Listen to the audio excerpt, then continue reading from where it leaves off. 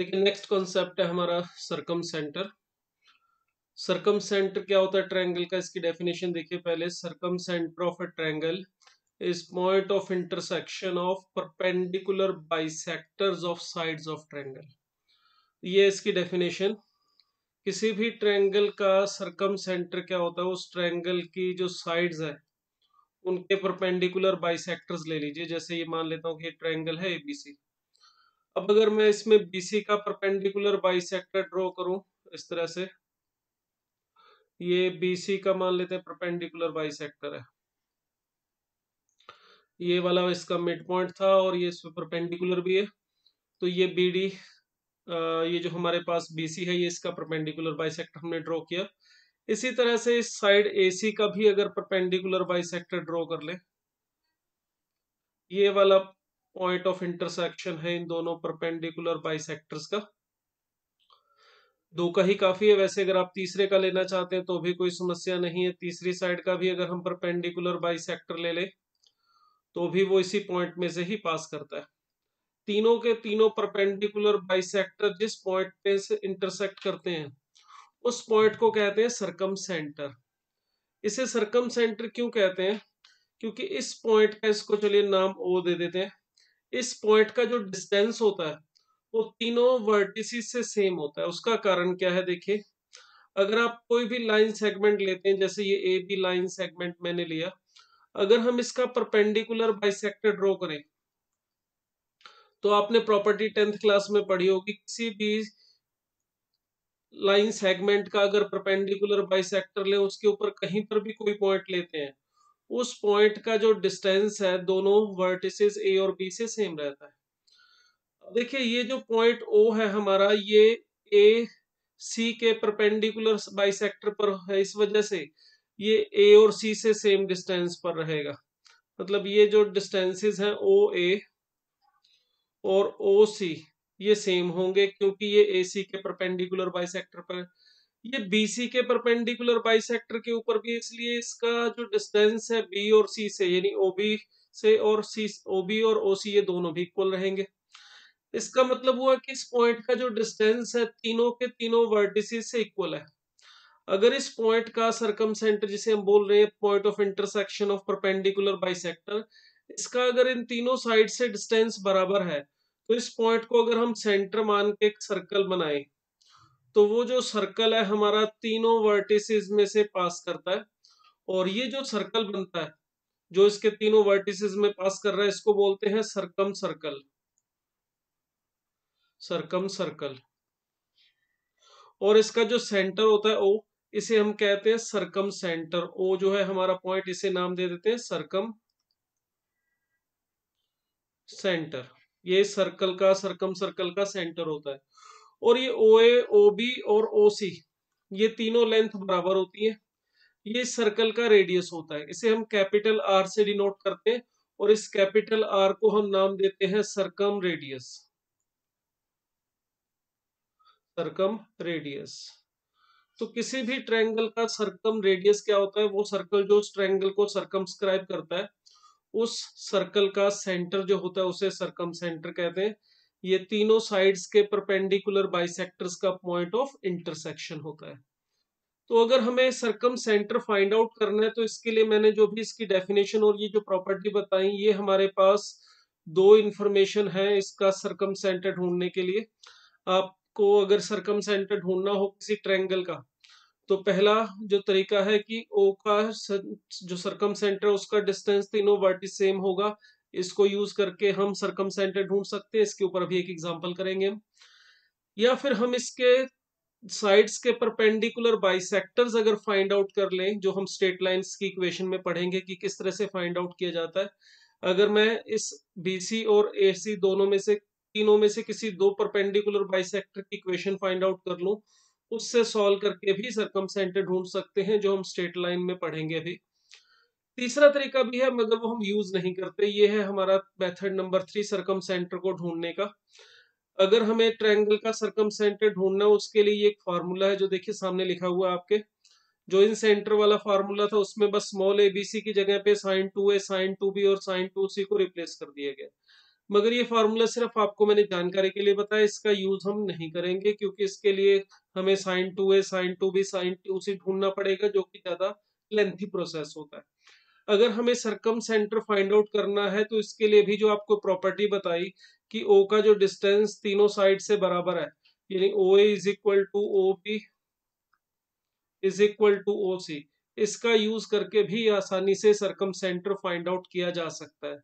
जैसे अभी ये एग्जांपल ले रहे हैं एक छोटा सा, देखिए हमें ट्रायंगल के तीनों वर्टिसेस के कोऑर्डिनेट दे दिए गए हैं 1,2 2,3 एंड 3,1। अब हमें कहा गया है कि इसका सरकम सेंटर फाइंड आउट करो ट्रायंगल का।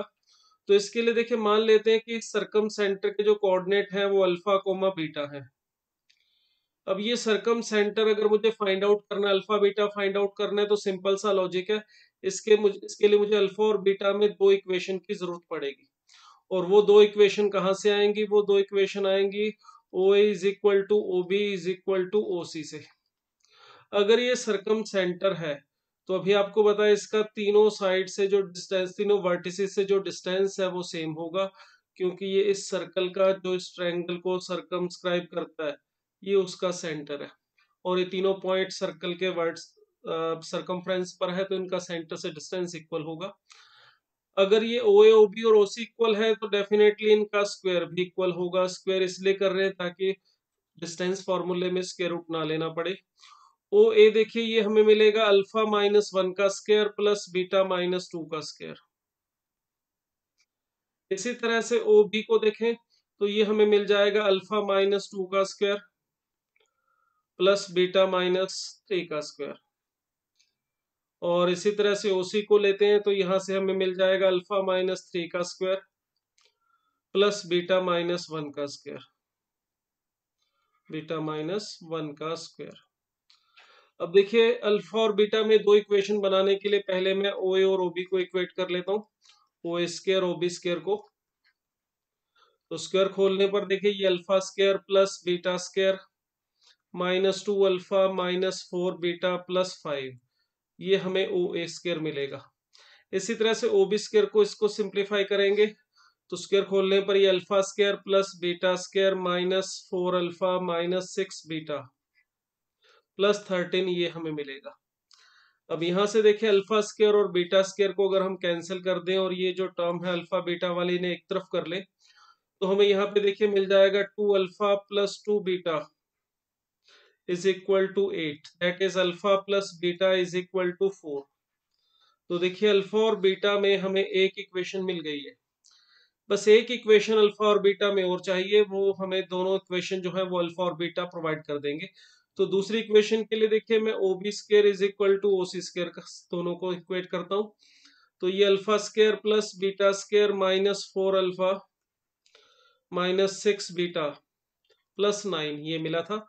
और जब ओसी स्क्र को सिंप्लीफाई कर रहे हैं तो देखिए alpha square plus beta square -6 alpha -2 beta +10, ये हमें मिल जाएगा। यहाँ पे 13 था, सॉरी ये जो 9 है यहाँ पे 9 नहीं है, ये 13 है।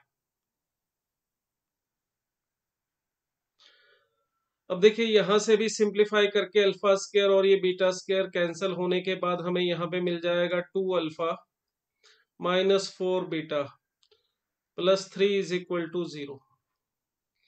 ये देखिए ये दो इक्वेशन हमें मिल गई हैं। बस इन दोनों इक्वेशन को सॉल्व करना है हमें। क्या क्या इक्वेशन मिली है हमें? एक तो alpha plus beta is equal to 4, एक 2 alpha -4 beta +3 is equal to 0, यही है। एक बार दोबारा भी चेक कर लेते हैं। बिल्कुल ये हमारे पास 2 अल्फा -4 बीटा +3, बिल्कुल ठीक। ये दोनों इक्वेशन को सॉल्व करने के लिए देखिए 4 को आप चाहो तो एक तरफ करके लिख देते, दोनों कांस्टेंट टर्म सेम साइड हो जाएंगी, तो -4 इज इक्वल टू 0। इसे देखिए कोफिशिएंट इक्वेट करने के लिए मैं 4 से मल्टीप्लाई कर लेता हूं, तो 4 alpha plus 4 beta -16 is equal to 0। ये दोनों को ऐड कर देते हैं, इससे बीटा कैंसिल होकर 6 अल्फा -13 इज इक्वल टू 0। देखिए अल्फा की वैल्यू मिल रही है हमें 13/6। इसी तरह से बीटा की वैल्यू फाइंड आउट करनी है तो फर्स्ट इक्वेशन को ले लेते हैं, तो वहां से बीटा की वैल्यू आ रही है अपने पास 4 माइनस अल्फा, तो 4 माइनस 13/6 सिंप्लीफाई करेंगे, देखिए 11/6 आ रहा है। तो ये जो अल्फा और बीटा हमें मिल रहा है ये सरकम सेंटर है हमारा, और ये हमें मिल गया है 13/6 एंड 11/6।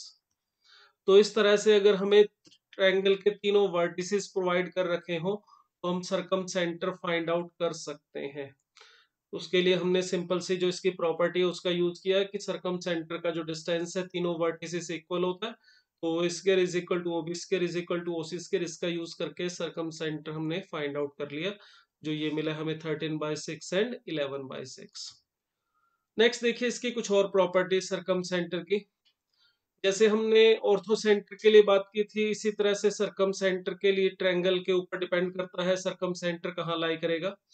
तो पहली प्रॉपर्टी ये कहती है कि अगर हमारी एक्यूट एंगल ट्रायंगल है तो सरकम सेंटर हमेशा उसके अंदर लाई करेगा।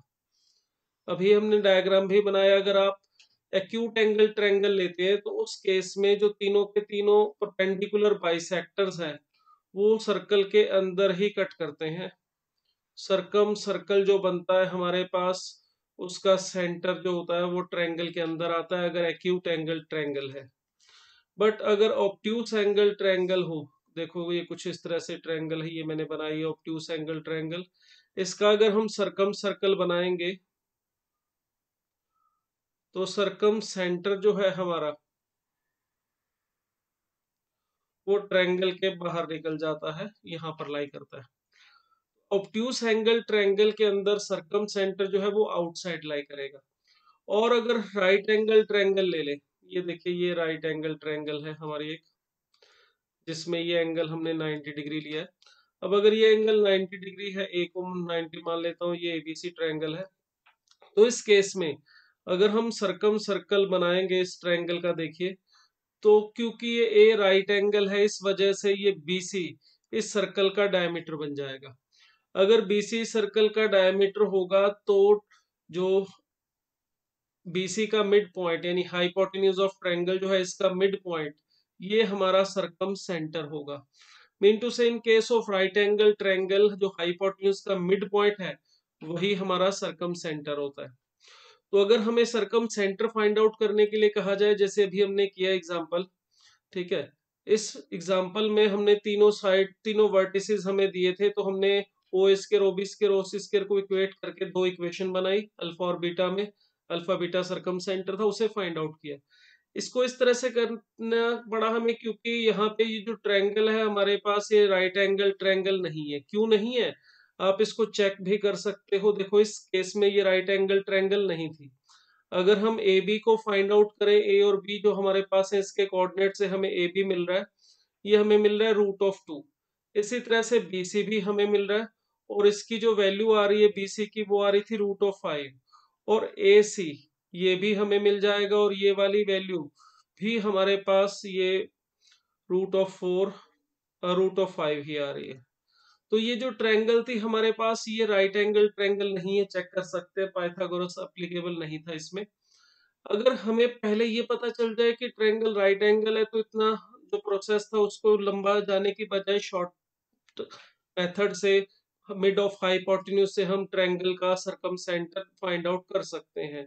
अभी जैसे ये एग्जांपल लिया था, अभी एक और एग्जांपल ले लेते हैं। देखिए ये तीनों वर्टिसेस अब हम हमारा ट्रायंगल के वर्टिसेस हमें दे रखे हैं। अब अगर हम यहाँ से ए बी फाइंड आउट करें, देखिए तो ए बी हमारा यहाँ से मिल रहा है 12, बी सी अगर फाइंड आउट करें तो इसकी वैल्यू 5 आ रही है और ए सी की वैल्यू फाइंड आउट करके देखिएगा 13 आ रहा है। ये हमने एग्जांपल पहले भी किया हुआ है। तो इस केस में ये साफ साफ दिखाई दे रहा है कि ये पाइथागोरस थ्योरम की जो कंडीशन है उसे सेटिस्फाई कर रहे हैं। ये ए सी जो हमारे पास है ये 13 है और ये जो ए बी है ये 12 है और ये बी सी है 15। बी पॉइंट के कोऑर्डिनेट है -1,0, ए के कोऑर्डिनेट है -1,12 और सी पॉइंट के कोऑर्डिनेट है 4,0। अब यहाँ पे ये दिखाई दे रहा है क्योंकि ये पाइथागोरस है, क्योंकि ए सी का स्क्वायर देखिए 13 का square is equal to B C square plus A B square है। तो अगर ये राइट एंगल ट्रायंगल है तो इस केस में हमें अगर फाइंड आउट करने के लिए कहा जाए सरकम सेंटर, तो हमें कुछ भी नहीं करना है, सिंपली मिड पॉइंट ढूंढ लेना है हमें हाइपोटेन्यूज का, दैट इज एसी का। तो एसी का जो मिड पॉइंट होगा, मिड पॉइंट ऑफ एसी, ये हमें मिलेगा यहाँ पे 3/2 एंड 12/2, दैट इज 3/2, 6। ये हमारा मिड पॉइंट है हाइपोटेन्यूज का, यानी कि सर्कल के डायमीटर का। तो सर्कल के डायमीटर का मिड पॉइंट मतलब ये हमारा सरकम सेंटर है। तो देखिए इस केस में सरकम सेंटर ढूंढने के लिए हमें वो अल्फा बीटा के अंदर दो इक्वेशन बनाने की जरूरत नहीं है, सीधा सीधा हाइपोटेन्यूज जो है हमारा उसका मिड पॉइंट जो होगा वही सरकम सेंटर होगा। तो इस तरह से हम इसको फाइंड आउट कर सकते हैं। ठीक है, तो ये हमारे पास प्रॉपर्टीज थी सरकम सेंटर, और ये कुछ एग्जांपल हमने इसके लिए किए।